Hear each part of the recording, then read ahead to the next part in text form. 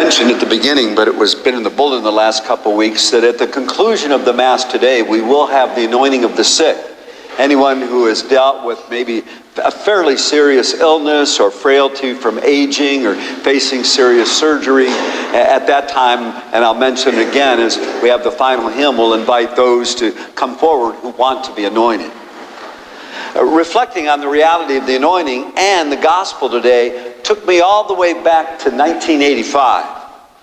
That was the year in which my mom, and a lot of you know that she was a single parent and I was her only child, but my mom, who'd been very healthy her whole life, she was 70 at this time, and it was diagnosed that she had an advanced form of breast cancer. Obviously, that was shocking and unsettling to her and to me. But we knew she had to have the surgery right away. And probably many of you could identify when you're a kid, even if you're an older kid, it just doesn't really sink in that, one day my parent's going to die. And so I got hit, even though I talk about death and resurrection, and certainly had moments of grief and fear of how this would all turn out. And in fact, I was told by the doctor, because it was in advanced form, that she may not even live 5 years. But I know one thing we made the decision to do. I had just become the pastor at St. Martha just a few months earlier, and in the rectory, there had been a housekeeper suite. There was no longer, I didn't need a full-time housekeeper, so there was a suite there, and I thought right away, when my mom goes into recovery, I wanted to bring her to the rectory, where there's a caring staff there and just a community that she can be part of, because she had lived in a home, in a house by herself, and she didn't get along too well with her neighbor. So I knew that place was agitation and probably loneliness, and how important it is, especially for older people, to have some spirit of community. And so she was very willing to come. And she did. And in fact, remember I said they didn't think she'd live 5 years. Well, she lived 10 years there. And she thrived in so many ways as she recovered, because there was a caring community. And I know often, because we had it at least once a year in the church, that she would have the communal anointing of the sick, and how significant that was.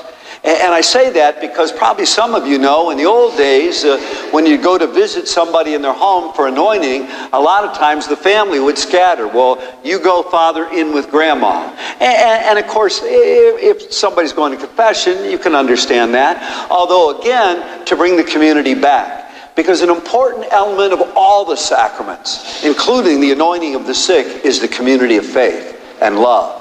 That's what I know meant so much to my mom over those 10 years. She was anointed, but she was anointed within a community of faith and love. That meant a lot to her, and it meant a lot to me, and to share in that. And so even that's why communal anointing, having it at the parish periodically, is a good thing to do. We can pray for our loved ones. So I mentioned over those 10 years, it was really good, because the staff we had there had a lot of good humor about it, a lot of love. We'd all have breakfast together and lunch at times, and so I saw how that picked her up. Well, after 10 years, unfortunately, cancer recurred, and she had cervical cancer.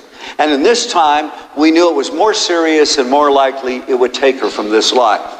And I remember talking to my mom, and we were having an anointing. It was actually ended up being a few months before she would die. We, of course, didn't know it was coming that soon. But I remember it was very poignant for me, because my mom said to me, well, should I be anointed at church? I said, well, why wouldn't you?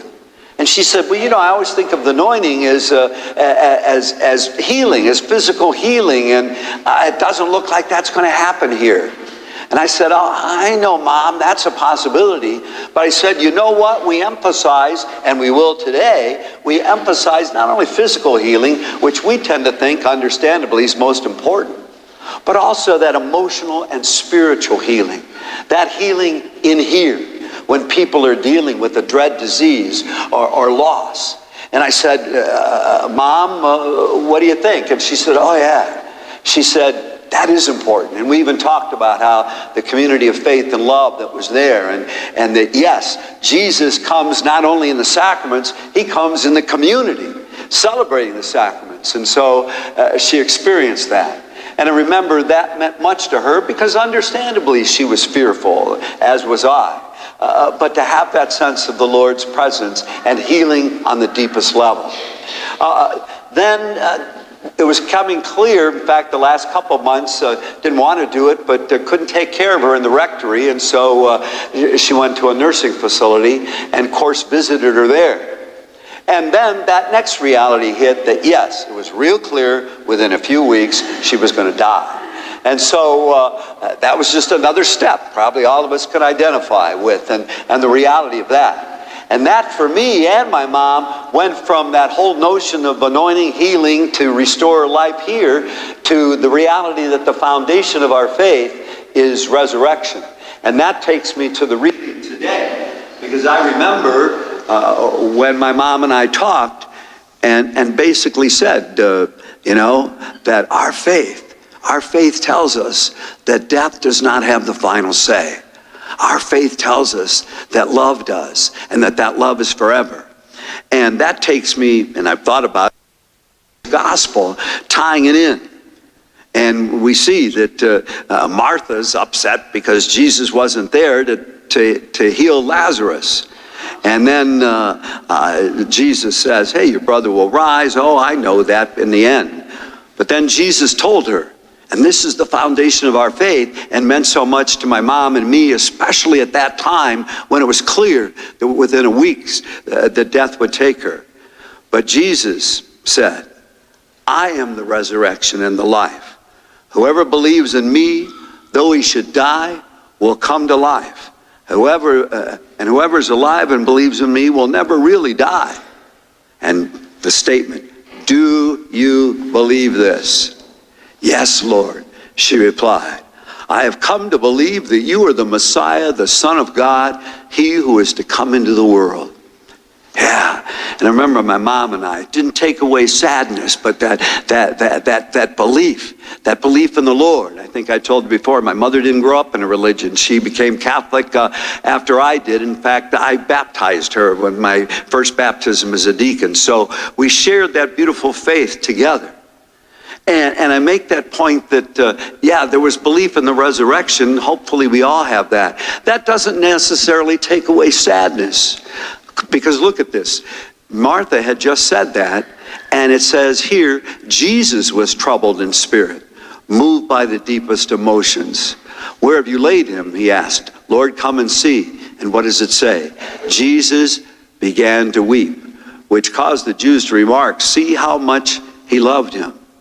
So there, I think another part of our belief in resurrection and giving our loved ones to God doesn't mean we won't still feel sadness. Doesn't mean we won't have emotions that deeply affect us.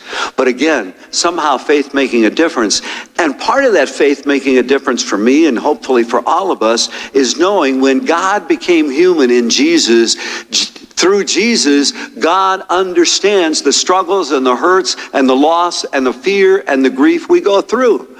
Because look, Jesus himself had that sadness. Even though he knew he was going to raise Lazarus, he had that sadness and fear, and he wept out of love. So again, no apology throughout the years when I've done funerals for people and I'm crying. Yeah. Those are tears of missing somebody you love. Those are beautiful tears because they're an expression of that love. Even Jesus understands that because he went through it. Finally, just the last part of this particular gospel, I thought about on the day that they called me in early in the morning, and my mom, she was passing, and I was with her and got into bed with her and held her. And I remember, again, it wasn't probably thinking specifically of this passage, but I was mindful of it. Where at the end, Jesus says, Lazarus, come out. And a dead man came out and bound hand and foot with linen strips. Then Jesus says, untie him and let him go free. And that's what I remember with my mom.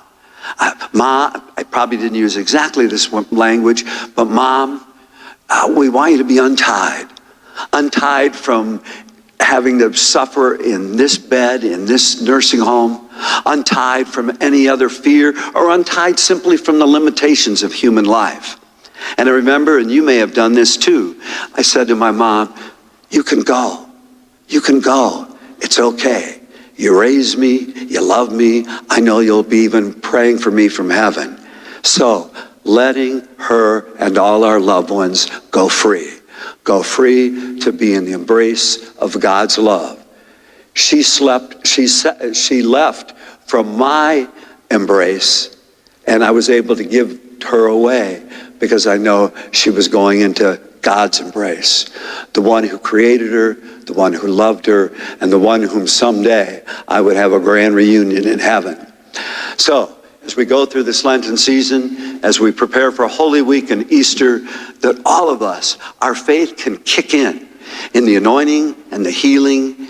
And in a way, the ultimate healing, we don't think of it that way, is death. That frees us to be fully vital and fully alive again. And that was the image I was able to get of my mother. And it was easier, not easy, easier to let her go. Let's just take a quiet moment. Probably all of us have these kind of stories in our lives and what the Lord is saying. God bless you.